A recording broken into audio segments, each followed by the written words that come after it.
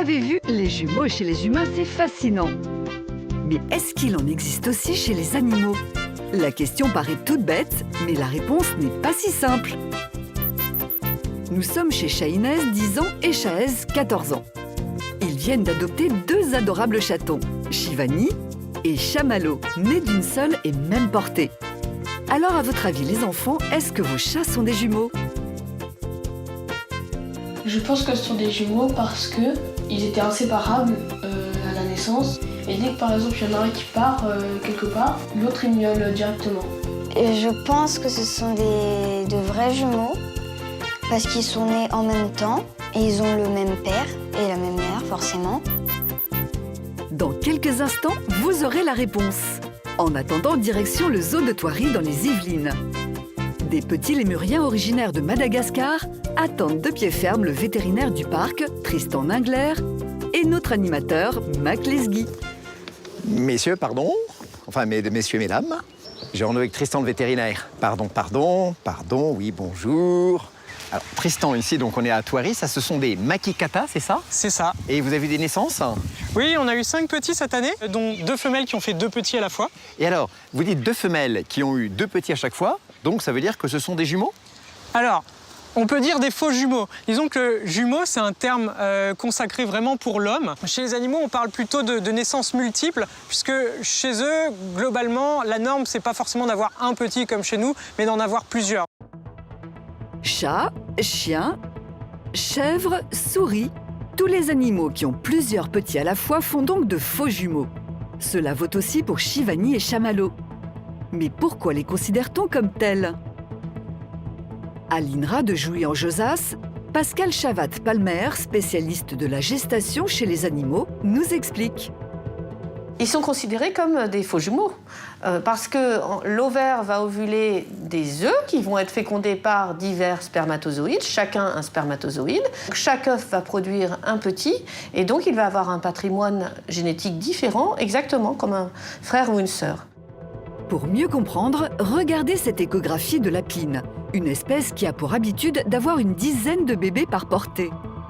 Chacune des formes sphériques ici correspond à un petit avec son placenta. C'est comme des faux jumeaux chez la femme où on en aurait 2, chacun dans sa poche amniotique et chacun avec son placenta. Chose étonnante, chez nos animaux préférés, les bébés d'une seule et même portée peuvent avoir des pères différents. Antoine Bouvresse, vétérinaire comportementaliste, nous en dit plus. Chez le chat en particulier, c'est un phénomène qui est très fréquent. On peut avoir des demi-frères et demi-sœurs à l'intérieur d'une même portée, puisque dans une même portée, il peut y avoir des ovules qui sont fécondés par les spermatozoïdes de 2 pères différents. Voilà pourquoi les chats d'une même portée peuvent être totalement différents, encore plus que de traditionnels faux jumeaux. Mais qu'en est-il pour ceux qui se ressemblent comme 2 gouttes d'eau? Retour chez nos petits lémuriens que Mac a bien du mal à différencier, même de près. Alors, j'ai plus beaucoup de cheveux, alors tu es gentil de ne pas me les arracher, hein.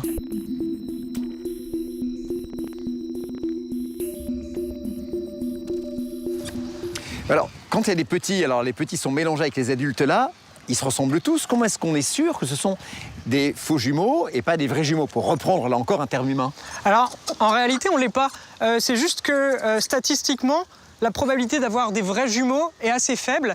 On sait par exemple que dans les petits de cette année, il y a une femelle qui a fait un bébé qui était un mâle et l'autre qui était une femelle. On sait que c'est forcément des faux jumeaux.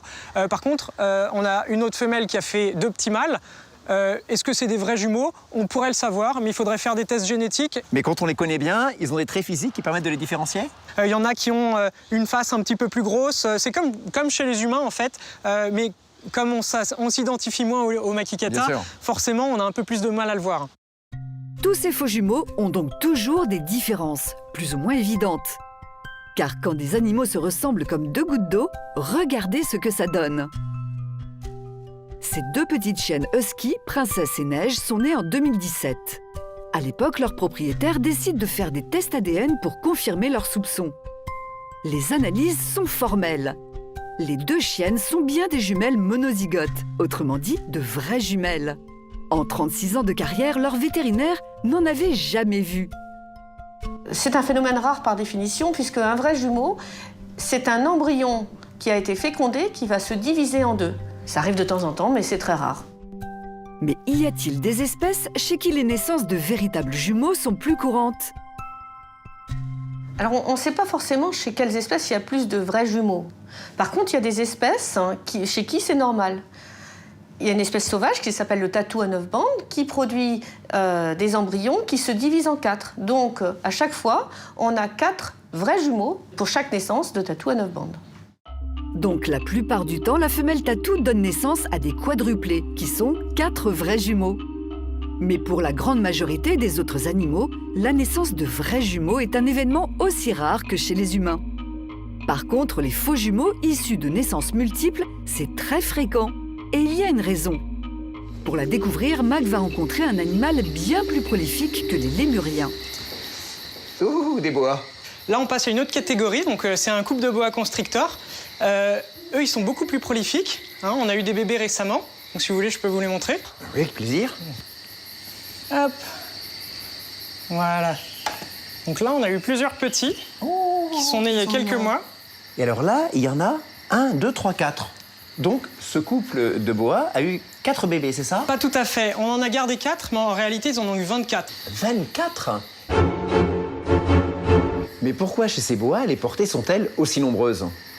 Alors, dans la nature, c'est des animaux qui, quand ils vont naître, vont être tout petits et du coup vont être des proies. On voit toujours le boa comme un prédateur, mais en réalité, quand ils sont jeunes, c'est des proies. Donc, le fait que ce soit des proies et qu'ils puissent se faire manger par d'autres prédateurs, plus le fait de pas forcément trouver de la nourriture, etc., il y a pas mal de pertes. Et pour avoir quelques jeunes qui survivent, il faut qu'il y ait un nombre plus important. La nature est bien faite. Donner naissance à plein de bébés ou au contraire à un seul, c'est une véritable stratégie de survie pour les animaux. Ceux qui font souvent de faux jumeaux, donc plusieurs petits, sont ce qu'on appelle les nidicoles. Comme les boas, les chiens, les chats ou les rongeurs. Ceux qui ne font qu'un seul bébé à la fois, ce sont les nidifuges. C'est le cas de l'éléphant, de l'âne ou du rhinocéros. Entre les bébés des nidicoles et des nidifuges, il y a très souvent une différence majeure.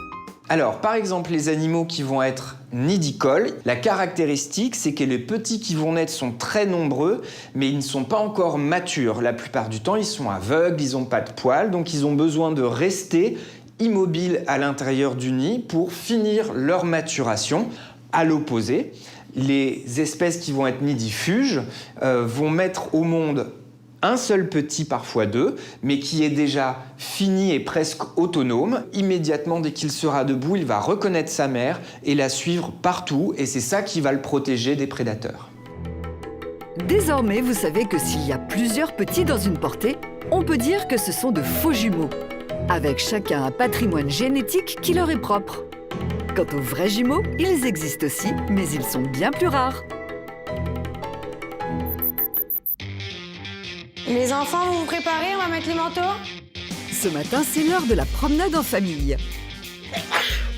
L'hiver, Liron, Shelly, Yoram et Ophélie, leur maman, multiplient les couches de vêtements. Même Marley, le petit bichon, a droit à son petit manteau. Je me manteau à Marley. C'est l'hiver, il va avoir froid.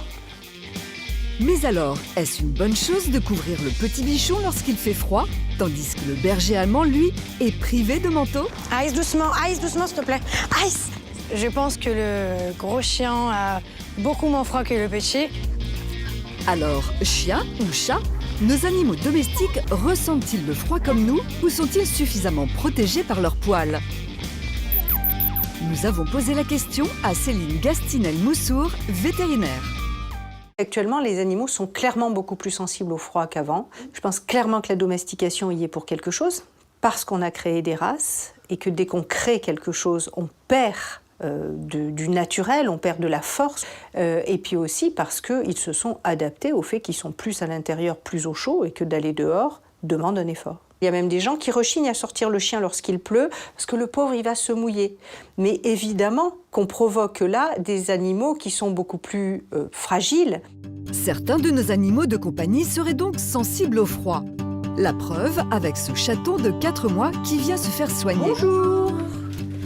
Je viens vous voir parce que ma petite Pearly a les yeux qui coulent, le nez très pris et puis elle éternue beaucoup. À tes souhaits.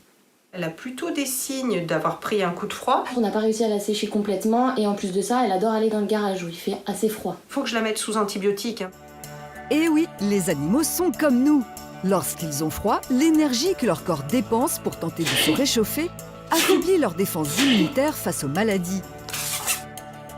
Pourtant, la plupart des mammifères possèdent une défense naturelle contre le froid, leur fourrure. Regardons-la de plus près.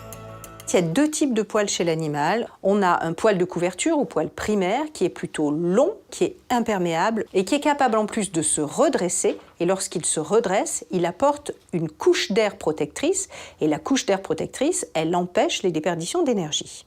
Et puis, il y a un poil secondaire qui est en dessous de ce poil de couverture et qui lui est dense, presque duveteux, touffu et qui va garder l'aspect chaleur, l'aspect thermique.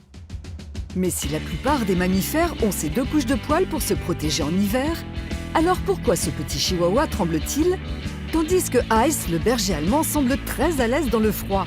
Est-ce une question de taille?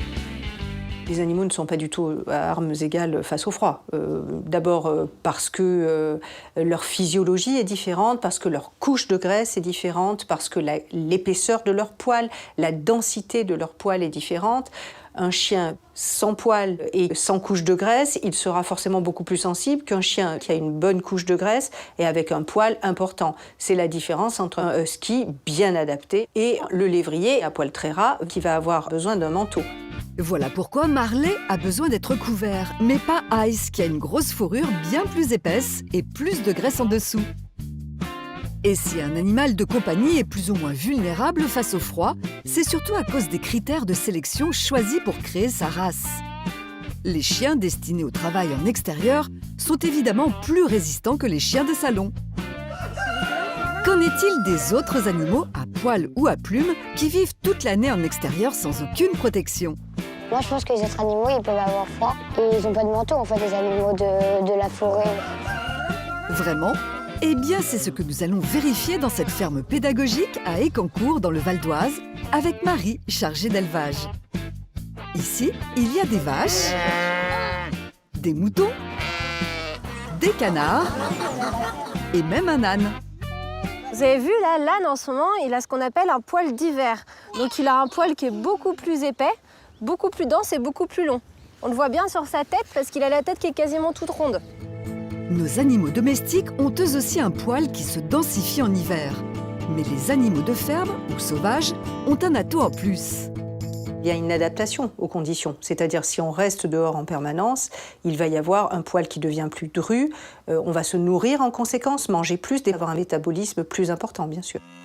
Autrement dit, le métabolisme de ces animaux qui vivent constamment en extérieur s'adapte au froid. Contrairement à nos compagnons à quatre pattes qui vivent bien au chaud dans nos maisons. Les canards, comment ils font pour pas avoir froid dans l'eau? En effet, sur leur corps, ils ont des plumes, mais pas sur les pattes. Donc là, l'eau est à 7 degrés. Ah là là, c'est froid. Imaginez, c'est un peu comme si en plein hiver, nous étions vêtus d'une doudoune, mais pieds nus. Pour ne pas avoir les pattes gelées, les canards sont dotés d'un système extraordinaire. Explication de Véronique Mantré, vétérinaire spécialisée dans l'étude des oiseaux.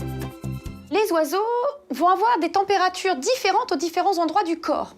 Ce qui est assez incroyable, nous on a 37, 38 partout dans notre corps. Les oiseaux pas du tout. Donc ils vont pas avoir la même température en haut du corps, entre 38 et 42. Et au niveau des pattes, ils sont capables de tolérer des températures qui vont presque jusqu'à 0.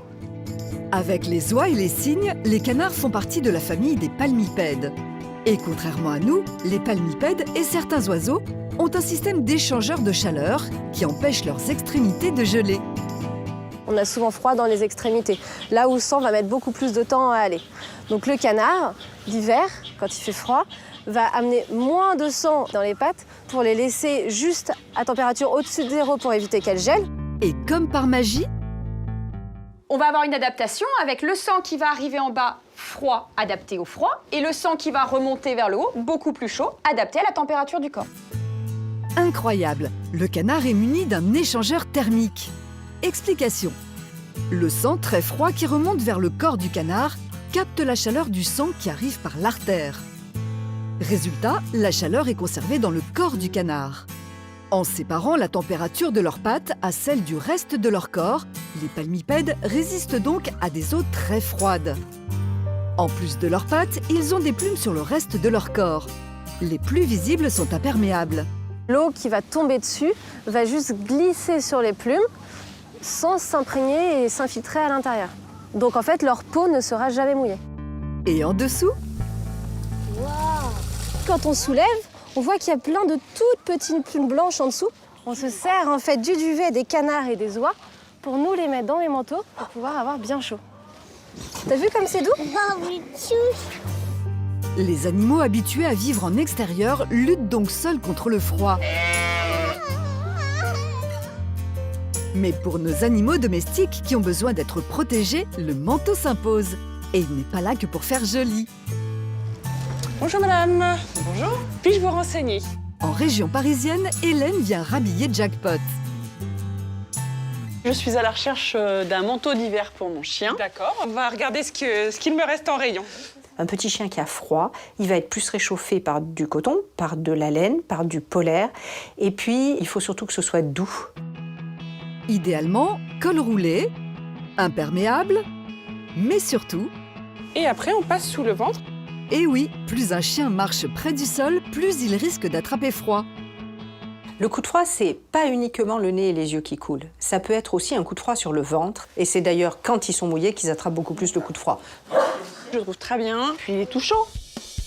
Pensez aussi à protéger leurs pattes avec des petites bottes en cas de neige quand les trottoirs sont salés, car le sel risque de brûler leurs coussinets. Vous l'aurez compris, l'hiver, la plupart des animaux qui vivent dehors ont plus de ressources contre le froid que nos compagnons favoris. Mais on peut aider nos chiens et nos chats à se protéger en adoptant les bons réflexes.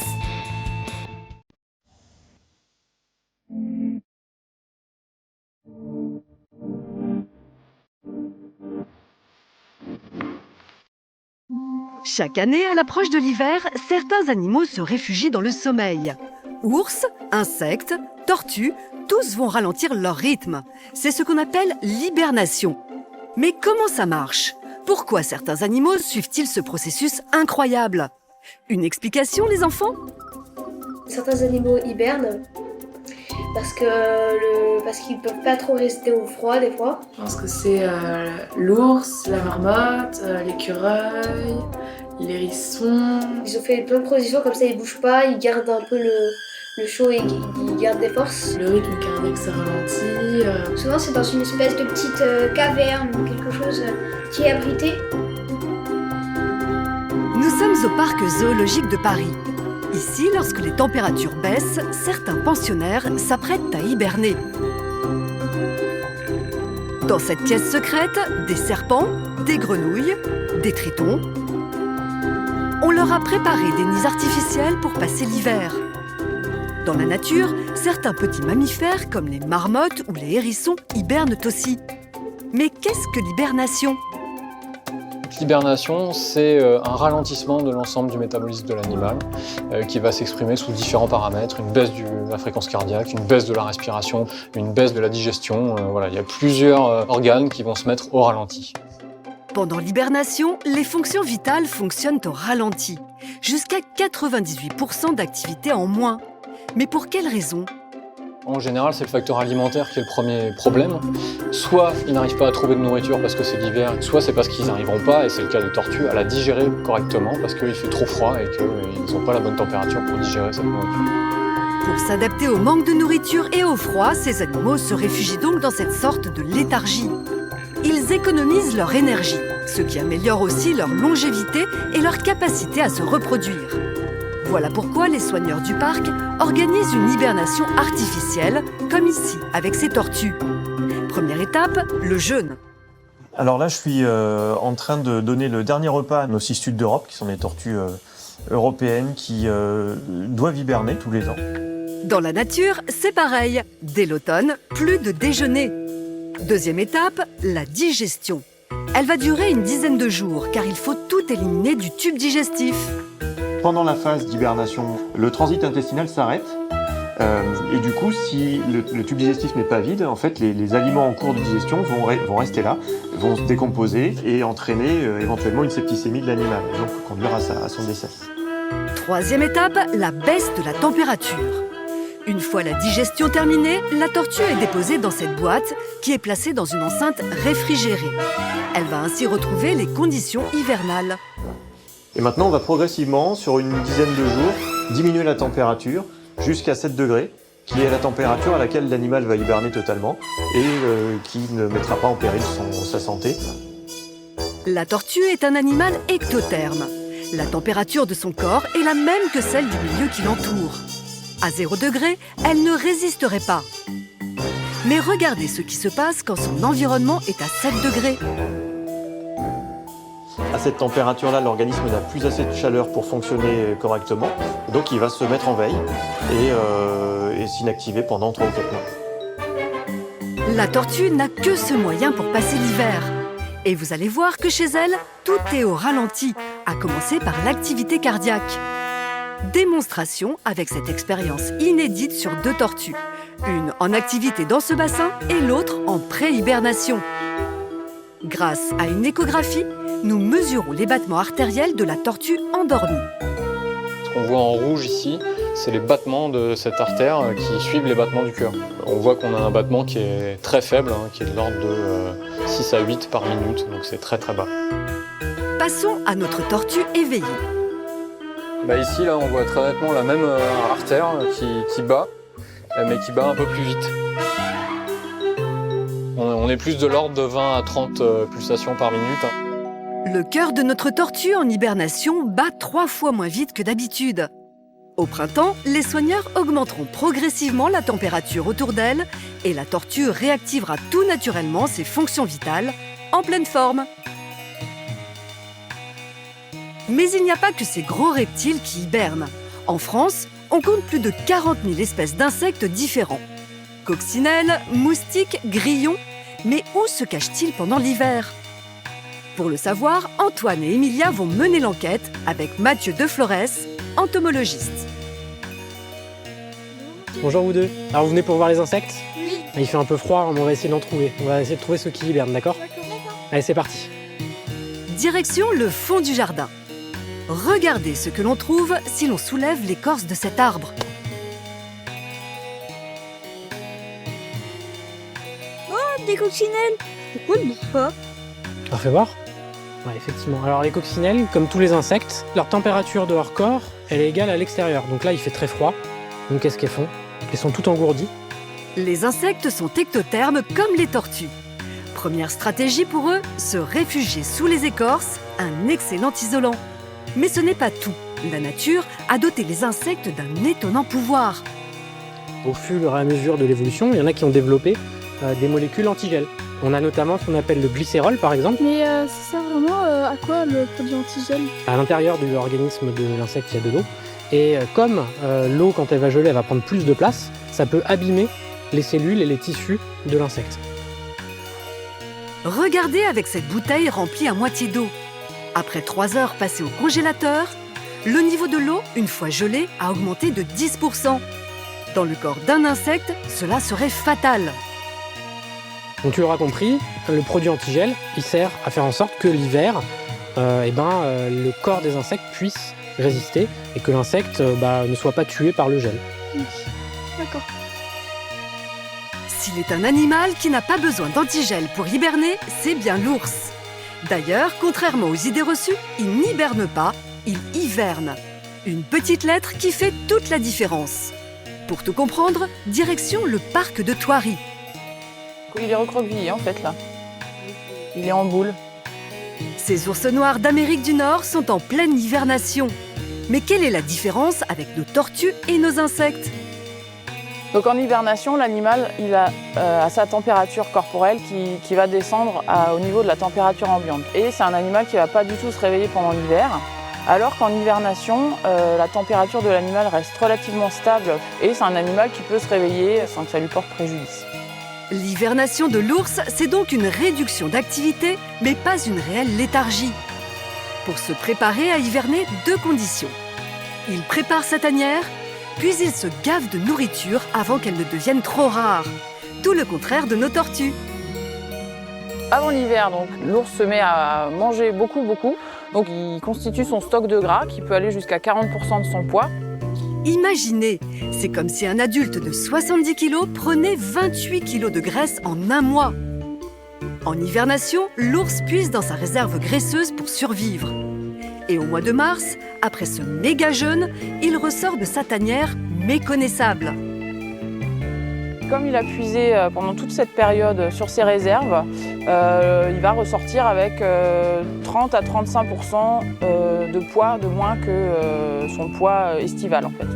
C'est comme si un adulte de 70 kg ne faisait plus que 45 kg, le poids d'une fille de 12 ans. Un amaigrissement record que l'ours comblera vite au printemps. Grosse ou petite bête, vous savez maintenant que l'hibernation ou hivernation sont des phénomènes qui leur permettent de mieux résister aux rigueurs de l'hiver et de réapparaître au beau jour en pleine forme.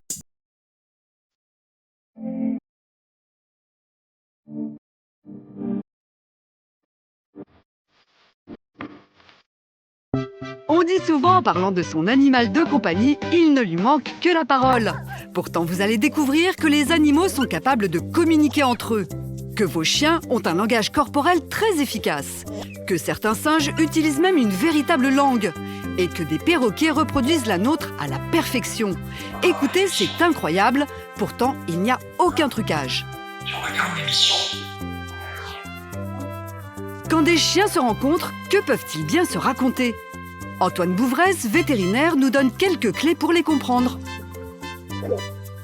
Voilà. Donc là, c'est en train de jouer. Par contre, ils ne se connaissaient pas il y a 2 minutes. Donc peut-être qu'il y en a un des deux qui va se rendre compte que le jeu est un petit peu trop violent. Alors à ce moment-là, ils s'arrêteront, ils se remettront à distance pour se recalibrer. Et donc là, on voit ils montrent les dents, ils font beaucoup de bruit. Ils peuvent grogner un petit peu, faire comme ça. Mais c'est tout dans le jeu. Donc leur communication, elle est fiable et adaptée. Du coup, ils arrivent à jouer correctement sans qu'il y ait d'anicroche et de couac. Ils parlent le même langage, donc il n'y aura jamais de souci avec eux. Mais comment ces deux chiens qui se connaissent depuis quelques minutes à peine peuvent-ils se comprendre ? Il n'y a pas de parole, il n'y a pas de langage chez le chien, mais il y a quand même une communication auditive, c'est-à-dire qu'ils s'échangent des choses en grognant, en aboyant, en jappant, mais une grande partie de la communication, elle se fait par les postures qu'ils prennent quand ils se présentent. Les chiens ont toute une palette d'attitudes qui leur permettent d'informer leurs congénères. Les odeurs jouent aussi un rôle essentiel. Ensuite, ils vont se renifler. Ils vont échanger ainsi les informations sur leur sexe, leur âge, leur statut sexuel. Est-ce que cette femelle est en chaleur? Ils vont se renifler, se tourner autour, prendre des informations olfactives au niveau de l'anus. Et ça y est, c'est présenté, c'est fini. Les odeurs sont pour les chiens l'équivalent de nos cartes de visite. Et pour signifier leur état d'esprit, aussi bien aux autres chiens qu'à nous, les humains, ils utilisent leur queue. Elle agite la queue pour dire « Ouais, je suis cool, j'ai envie de jouer, je suis sympa ». On peut ainsi savoir si le chien est content, excité, curieux, mais aussi stressé. Démonstration. Voilà, là elle n'est pas à l'aise, elle a le dos un peu voussé et du coup la queue passe en dessous parce qu'elle a peur. Mais au fait, comment les chiens comprennent-ils le langage humain? Je peux lui faire oh mon petit chien, oh là là, elle est jolie, elle est vraiment très jolie. Et ça l'intéresse, ça l'interpelle et il sait que c'est plutôt une parole qui est relativement intéressante. Et regardez ce qu'il se passe quand le vétérinaire change de ton. Gousi gousi, petit Imhotep, que tu es joli. En clair, le chien ne comprend pas le sens de nos mots, mais il capte le ton de nos phrases ainsi que nos mimiques et notre gestuelle. Mais si les chiens savent parfaitement communiquer sans recourir à un langage vocal, vous allez découvrir des animaux qui, eux, sont capables de dialoguer à la manière des humains. Nous sommes en Bretagne, au cœur de la forêt de Brocéliande. Ici, l'éthologiste Alban Lemasson étudie une espèce de singe originaire d'Afrique de l'Ouest, les mônes de Campbell, sans doute l'une des espèces animales qui possède, après l'homme, la langue la plus complexe. Vous allez voir que ces singes communiquent entre eux au moyen de cris bien précis. Là, on vient d'entendre un échange vocal entre deux femelles. Celle-ci a initié, celle-là a répondu. C'est une interaction sociale à base de cris de contact qui se présente un peu comme une conversation primitive en respectant des règles comme celles de nos conversations humaines. Ne pas se couper la parole, crier à tour de rôle. Exactement comme chez l'homme, ils ont appris à ne pas se couper la parole. Notre chercheur a aussi découvert un mimétisme vocal entre des individus amis. Donc deux femelles amies, elles vont avoir la même façon d'émettre leurs cris de contact. C'est ce que l'on voit ici. Le parallèle avec l'homme, c'est ce que par exemple on va trouver dans les cours de récré à l'école. Les amis ont tendance à parler de la même façon, à adopter leur propre langage. Et les scientifiques ont fait récemment une découverte incroyable. À l'état sauvage, quand il y a un danger, ces singes sont capables d'informer leurs congénères du type précis de menace. Écoutez. Quand on leur présente un leurre de léopard, ils vont émettre des cris crac. Lorsqu'on leur présente un leurre d'aigle, ils émettent des cris hoc,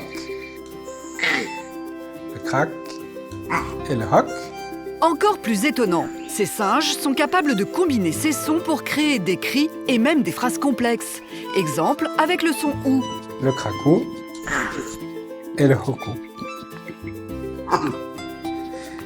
Et ils le font quand ils veulent informer de n'importe quel danger venant du sol pour le cracou et de n'importe quel danger venant du ciel pour le hoku.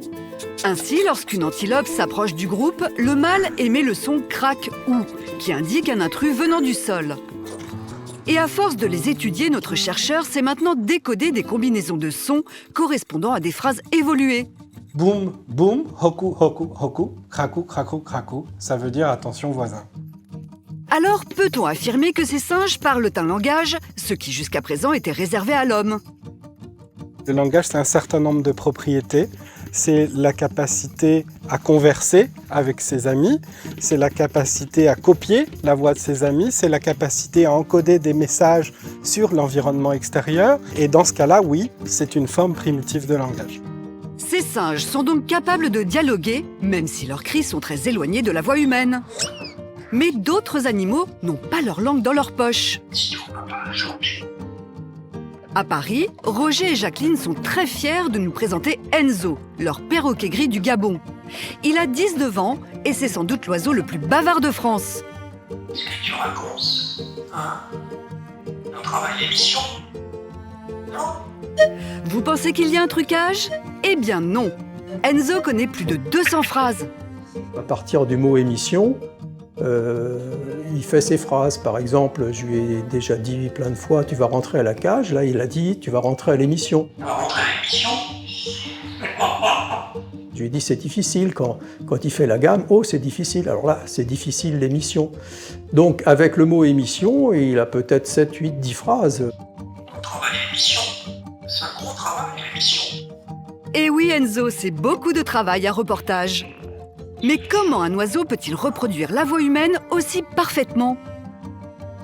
Tu veux le dire? Non? Contrairement à nous, les oiseaux n'ont pas de larynx ni de cordes vocales. Pour émettre des sons, et dans le cas des perroquets, pour parler, les oiseaux possèdent un organe appelé la syrinx, situé à l'embranchement de leurs bronches. Au passage de l'air, la syrinx vibre et émet une large palette de fréquences. Puis c'est en modulant la position de leur bec et de leur langue que les oiseaux chantent ou reproduisent la voix humaine.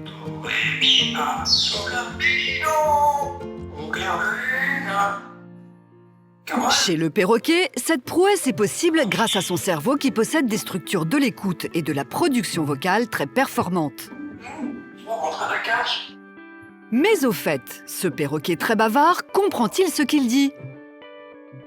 Enzo est capable d'associer des sons avec des contextes particuliers, comme de dire allô et de faire une conversation qui correspond à une conversation téléphonique.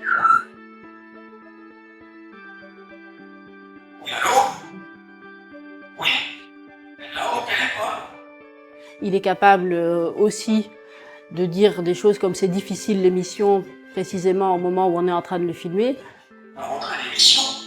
Donc il comprend que l'émission a un rapport, en tout cas, avec le fait qu'il y a des caméras, des gens qu'il ne connaît pas, qu'il est encouragé à parler. Et il est clair qu'on peut parler d'intelligence chez les perroquets.